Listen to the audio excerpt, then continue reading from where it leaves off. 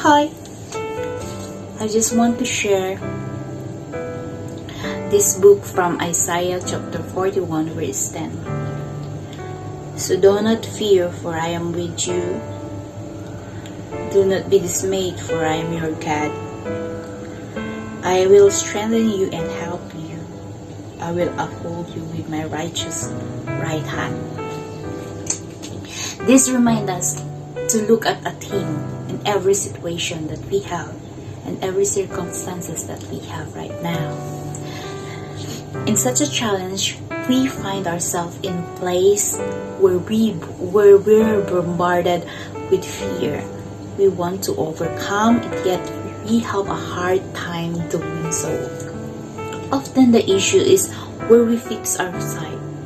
Sadly, we often gaze our problems and merely glance to our God. We need to reverse that. Let's gaze at our God, mighty power. Let's gaze at our good, mighty, powerful God, and simply glance at our problems. Life works better that way. We need to reverse that kind of sightseeing on our life.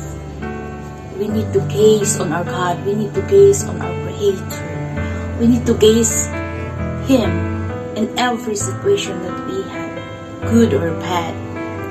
In Hebrews chapter 12 is a great reminder for us. Are we spending our energy focusing on our trials and struggles in life? Or are we focused on the God who is over all of them? In Hebrews chapter 12 verse 2 tell us to keep our eyes on God, to keep our eyes on Jesus. Why? Because He authored our faith and continues to perfect it. So to find our thought, our directed, ask yourself this question. Is my focus more on God or on daily circumstances? Do I tend to worry about my struggles instead of trusting in God? Am I entertaining fear by imagining what if situations? Because we're humans, we still battle with our flesh desires. And not just that, but our flesh will always drift toward what feels good and what's easier. It is easier to let